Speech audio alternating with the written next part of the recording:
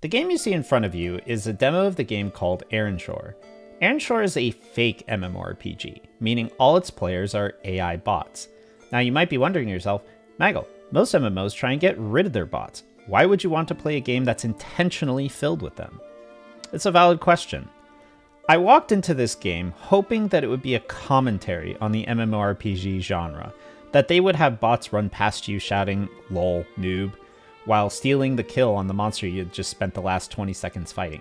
Maybe there would be some meta systems that you could level up to help manage your AI teammates and keep them from inting or leveling your party in some way. Basically, I was hoping that they would really lean into it and explore their world being filled with fake players.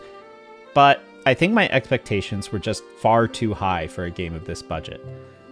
To be fair to the developer though, this is just a demo, so they could implement these features eventually. Either way, I think Shore, while not an interesting game in of itself, allows us to talk about a much more relevant topic, AI in games. To be clear, AI has always been part of gaming, from computer opponents dunking on you in StarCraft 1 to enemy behavior in Elden Ring. No, what I'm talking about is the use of large language models and predictive algorithms to simulate behavior, script events on the fly, and generally just give us a more living and interactable world to play around it. So what does adding AI in games give the players? In short, I think it gives them the opportunity to be creative. For example, in Skyrim, if you try and steal from a shopkeeper in plain sight, they'll alert the guards and attack you. But famously, if you take a basket from the surrounding area and put it over their heads, then you can take everything that's not nailed down without them noticing.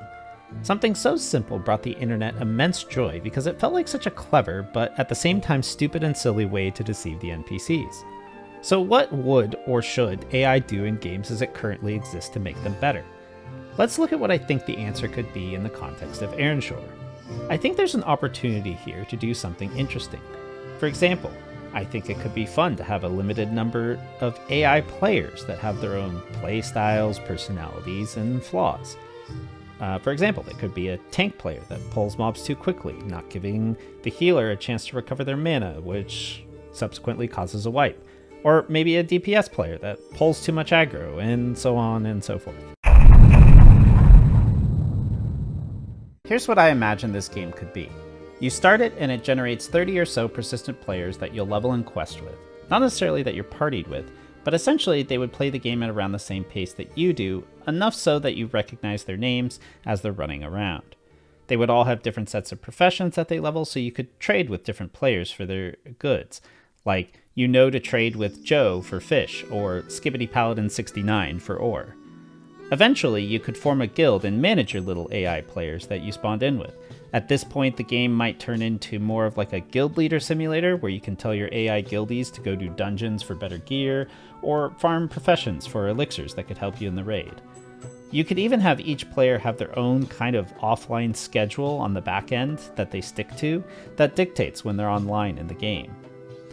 The goal of this game would eventually be to lead these same AI players into a raid and clear it, calling out like where to stand and what abilities to watch out for. To be honest, I'm not even sure that you need something like ChatGPT to do this, but it could smooth things out and maybe even enhance the experience. I think, like I said before, if AI is added to games, then it must facilitate creativity, and not do what it currently is, which is fostering large amounts of garbage slop games with no point and no direction. While I think that AI has a lot of potential, it's clearly being used right now by the vast majority of people and companies as a way to try and cut costs or to make a quick buck.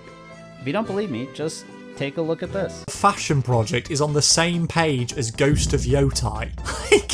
It's just a candy shop simulator. That child is horrifying. Cat life simulator, collectible cars simulator. That is horrifying. Look at that image.